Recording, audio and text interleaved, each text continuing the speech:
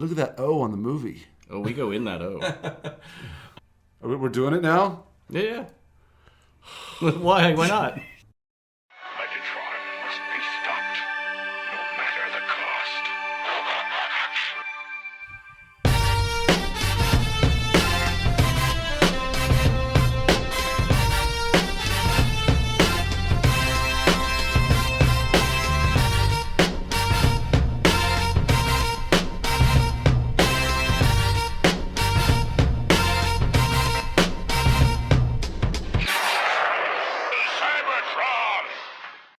Hello, ladies and gentlemen, and welcome to the Autopod Decepticast. This is Aaron, along with my two amazing co-hosts.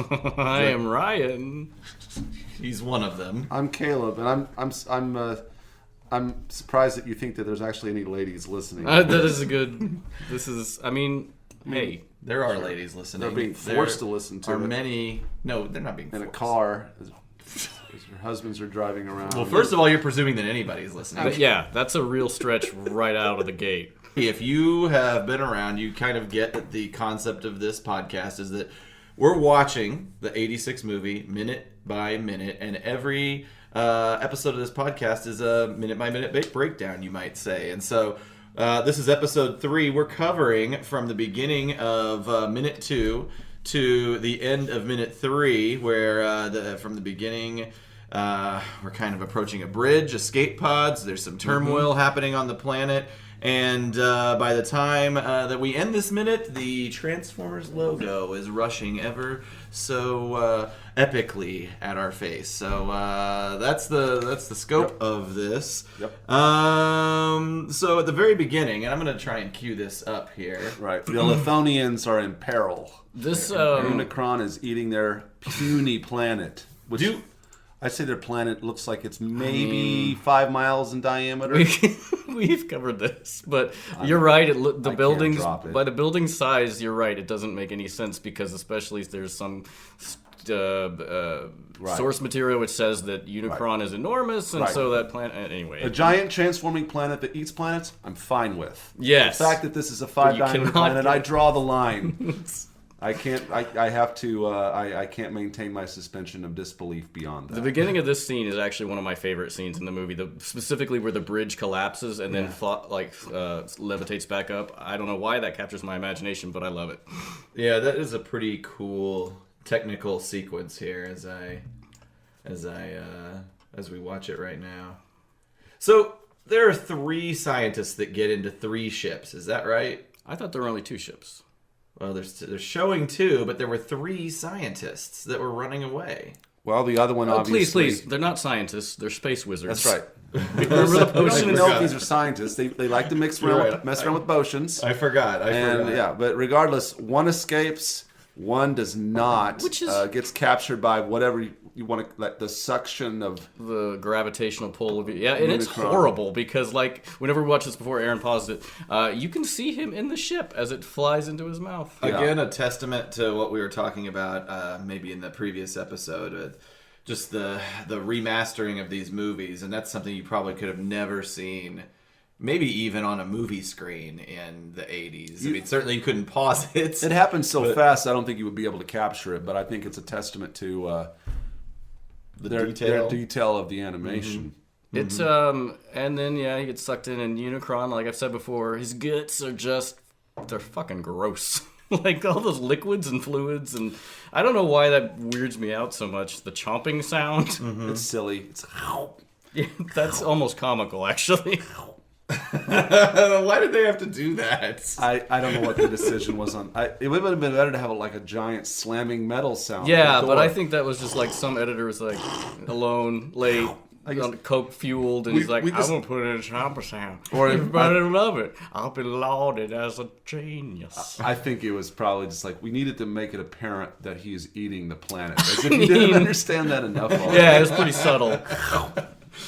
Speaking of that point, though, being subtle, I will say that there have been a total of 15 words spoken in this movie so far, and we're in minute 3, and it is, I think, maybe like maybe I've watched this movie too many times, but I think it's pretty impressive that you totally get exactly what's happening. It's kind of the old writers thing of show, don't tell. Like, you could have had Kranix or Arblus or explain, oh, Unicron, he destroys worlds, but you totally get it, like, just from the visuals of, like, obviously he destroys the worlds, but it fuels him, like, the light, that everything starts moving faster inside him as he consumes it, and the light goes around his rings, and... Right. Yeah, that was good. Cool.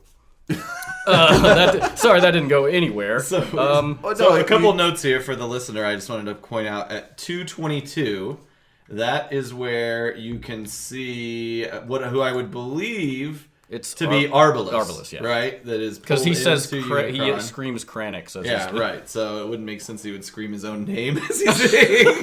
That's what I'm gonna do. Is I'm dying. Kranix, that's me. With my last breath, I scream my own name. And I can't recall if we ever. You never see this character again, do you? He's gone. I mean, he's done. I don't know how he would escape this.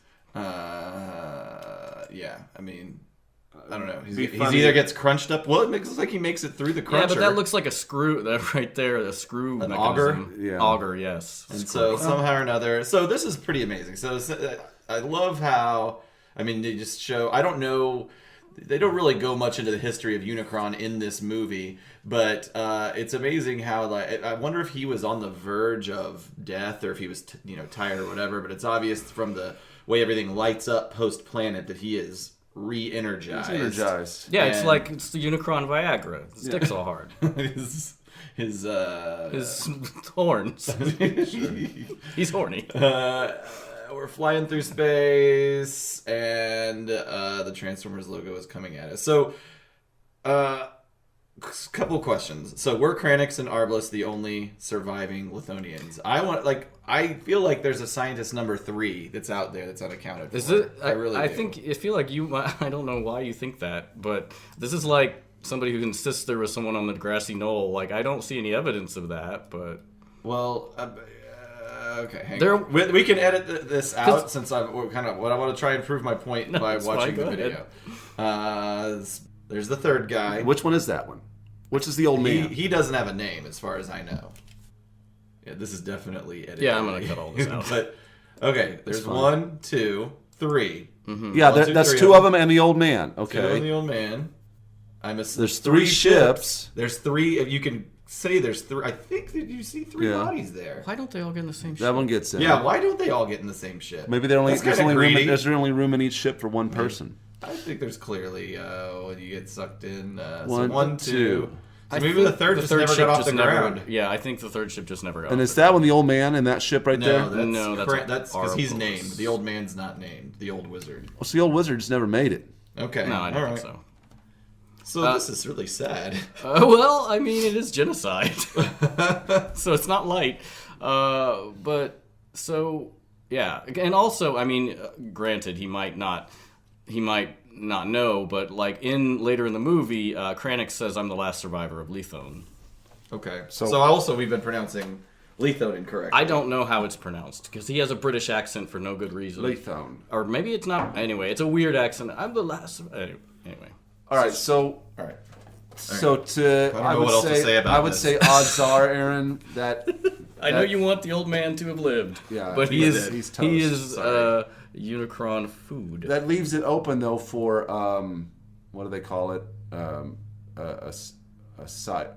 It's non-canonical story. It's a non-canonical story where like Fan fiction.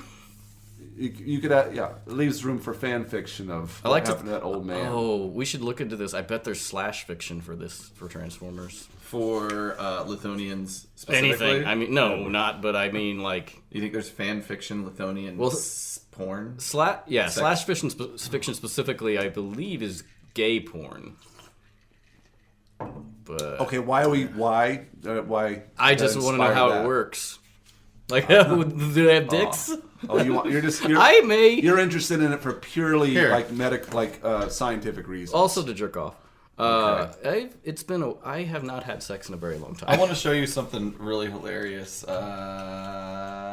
Are we back on track, or are we just talking? We're just talking. We're fine. This is good. This is not going to be the best episode for sure. I feel like we warm up. Like, if we do 3 at a time, the first one's always going to be the worst. Yeah.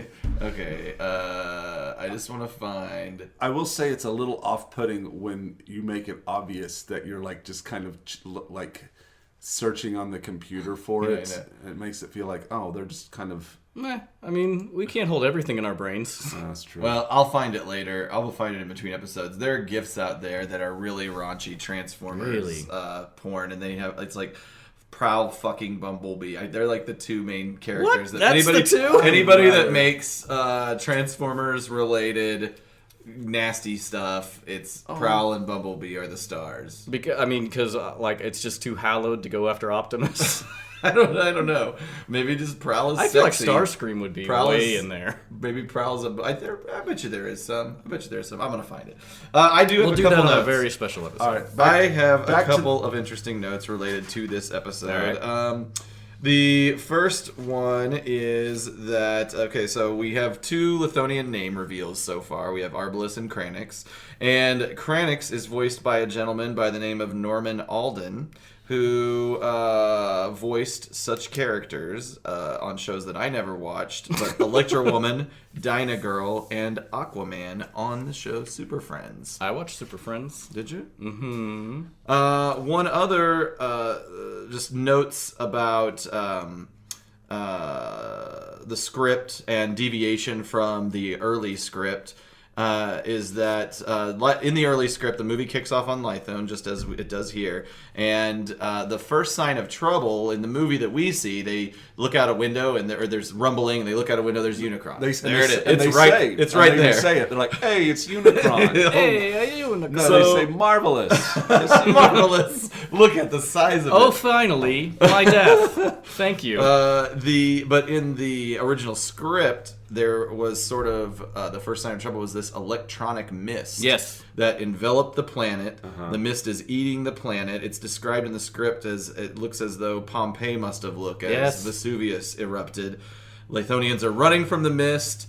Arblus tells Kranix to flee and warn others of Unicron. So they haven't seen Unicron. They just know this mist is Unicron. It's a real slow reveal. And the mist ultimately engulfs Arblus and his body melts. It says it's though he's simultaneously caught fire and doused with acid.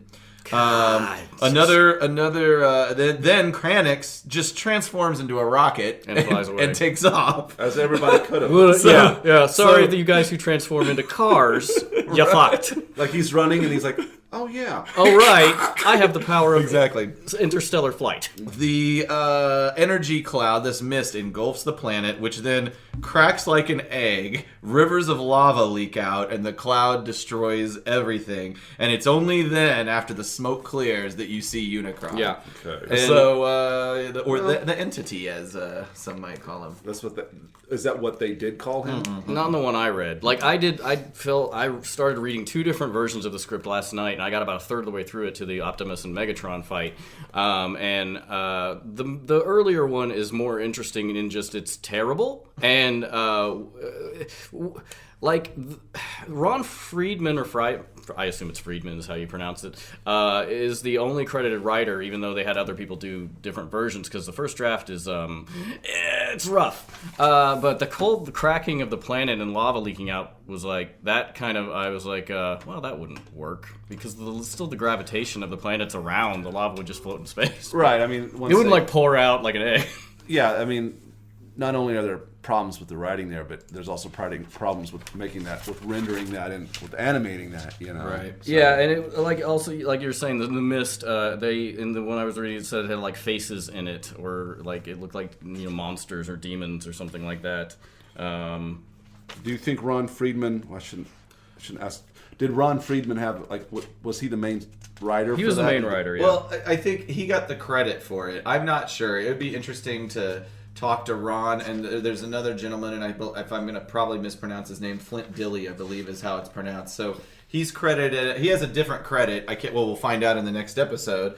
But it's not as writer. It's like story editor or something like that. And I believe that he actually wrote most of the script, but Ron Friedman, due to contractual things, gets the primary writing credit for most of the first for the first 2 seasons and the movie. I think it's a contract union thing. But I think Flint Dilley, this guy I brought up on screen, looks like, is the guy that actually penned most of it or cleaned up maybe an early draft by Ron Friedman, I believe, is how it worked. But maybe we'll get Flint and or Rod on the show to comment further. Oh, Open good. invitation. Well, yeah, I know that since we were probably offensive to one of you just now. Since I said the script was terrible. Well, Ron Friedman has written a book called I Killed Optimus Prime. Did he finish that book? There was a Kickstarter. There was a Kickstarter. I don't believe it's been published, so all the more reason for us to get Ron. All right, we're gonna get Ron. But Let's get him both. Beat him up. We need to, let's get him. We need to capture him, kidnap him. There we Flint, go. this guy does podcasts, so He looks like John Ritter. Okay, John Ritter? well, That's not We his can name. cut this out, Is but let's make it. Yeah, it looks like John Ritter. But Okay, let's make. thank you. We need to do some research on trying to get Friedman's account, his memoirs, so to speak, because that'll give his. I want to talk to him. He seems like a charmingly aloof man. Mm-hmm. We'll probably be stuck here for hours talking. He's a to him. yeah. And like We'll be like, "Thank you, Mr. Friedman." it is now 11 o'clock at night. You've taken off your pants. So, and I guess we can address it in every scene where they're like the alternate scripts. But like, the first script is even more brutal. Like it's like torture porn almost. Like you were saying, like the guy gets melted in like acid, and the way the Autobots die in the shuttle is gross. Oh, save it's it. terrible. I want to know. I'll save it. I want to know. I'm trying to think here. I want to. But I don't want to know right now. Mm-hmm. So shut up. Is there anything else that you guys want to cover on this sequence? Actually, well, not this. Well, in this minute, you mean? Yeah, this minute. Yeah. I was gonna ask, what did you guys think of the remix of the Transformers theme song? Have we technically got to that? Yeah, it starts playing as soon as you. Okay, all right, we can talk about it. I mean, as a kid, I thought it was awesome. You don't like it now? It's dated. It's hard to speak to. Fuck you. Obviously, I have an opinion. I'm sorry. Well, no, I mean, okay. That's a real loaded question. I have asked no you guys. opinion. I for the next sequence here, I need to do next minute. I need to do my homework on who's singing it and stuff. Oh, like I that. don't know that, but Lion is the name of that group, and so this soundtrack. I mean, to talk about the music, I mean, is highly revered. These people from these one-off metal songs that are in this movie, you know, these guys get together and play conventions and things like that. So fans fucking love this shit, and I don't know how ironically they love it. I would think not think very much. Yeah, I think, I it's think really, so too. They do really like So it. I'll listen to the soundtrack from time to time, but I was never like a pop metal guy. So I don't just love to listen to it, but I do like it in the context of the movie. I agree. I don't like metal either, and I was never into metal as a kid. I mean, except for Wild Stallions. But I love the soundtrack. Like, I like all the synthesizer shit, and like, even though it is a hard rock or metal like style, I just really like that 80s synth moog music. I like the song. I like this. I'm more into the Stan Bush songs than I am the other artists, Lion and NGO or whatever the other bit. Like the Stan Bush songs, they veer more towards like power pop than metal. And the metal-ish songs I don't like as much. Like the one in where they're underwater. Yeah. But no, so I mean, the theme song's aight. So 2 thumbs up, 1 thumb down. Wait, who gave it the down? I didn't give it a He thumbs said down. it's dated, I just- and it is. It is, To sure. say it's not, It's of its time. to say this entire movie isn't dated. But what you're saying is Lion still performs at some cons. Let's do some. I might want to back off on that. Lion was a hard Listen to rock that. heavy band performed in 1983. The lineup, including band members Cal Swan and Doug Aldrich. Lion recorded a version of the Transformers theme song for the movie soundtrack. The band would disband in '89 after one of the members broke his neck in a motorcycle accident. Okay. However, Lion would return to update the theme song for the new release of the remastered DVD. So they redid the song. They remastered it. They re-released it. We got to get Lion in studio. So just to we got a long lineup of people we're going to talk to. Just to add a little bit further, you'll like this, Caleb. So Lion is doing a cover of the Transformers theme song. Well, Cheap Trick performed a cover of Lion's version of the Transformers theme song that was included in the Michael Bay smash hit Transformers: Revenge of the Fallen. So, don't you like those guys? I thought you were a Cheap Tricker. I like Cheap Trick. Is that what their fans are called? Cheap Trickers? I like that. We call them trickers. Cheap Tricks. Trick or treat. Hang on. This is Lion Transformers. Let's see here. Convention. We could go to one of these bot cons and do record some audio from there. I think if we have our shit together and this is nice and edited tightly, we could do a show at a bot con. Think about that. So? Record live. I mean, we're here live at the bot con in Reston, Virginia. You know those voices that we do on the pod? We're not doing those today. Now we're the Zoo Crew morning hour. And actually, BotCon is disbanded. There is a new convention that's out that is called HasCon, I believe. That is all nice. Hasbro. But there is still TFCon, which is the largest Transformers convention. It's founded in Canada, and I think they do 2 or 3 conventions a year. They usually do Toronto, Chicago, and then somewhere else in the United States. And I guess that's somewhere else in Virginia, outside of DC this year. So September 29th through October 1st at the Hyatt Regency Reston in Reston, Virginia. No need to pay us for this plug. Or TFCon. you can. Did they do anything else? They were one of their songs was sampled in a Well, it was featured in a Friday the 13th. Really? Which one? Oh God, this isn't the Friday the 13th minute. I know, but their debut song is called "Love Is a Lie." It was on Friday the 13th, the final chapter. Okay. They returned with "Power Love," a 6-song EP released only in Japan. That makes sense. So that's another thing. I think these guys have a pretty big following in Asia. So these guys, Lion, they had a tragedy in that one of their members broke his neck in a motorcycle accident. They disbanded, but then they created a super group with the band Bad Moon Rising, whom I've never heard of. That's a band? Along with former Hurricane Alice members Jackie Ramos and Ian Mayo. They also recorded with Hurricane, House of Lords, Burning Rain, Dio, and Whitesnake. Cool. I feel like you can't have a band name that's a lyric from another band song. It happens all the time, right? Does it? I don't know. I don't listen to music, guys. Rolling Stones. Who are they? From like the 20s or something. All right. Okay. I mean, are they named after the Bob Dylan song? Yes. They name themselves? Well, never mind. I guess. But I'm sure that man, we are really going on a tangent here. This is all over the place. Yeah. This episode's all over the place. Guys, Aaron's hungover. We're all drinking. So, the fact... Oh, my God. So thank you for listening to episode 3 of the Autopod Decepticast. Please comment, like, subscribe to our various social media services, which are going to be published on our website at autopoddecepticast.com. And see you next week. See you next. That is the best. Boy. Bye.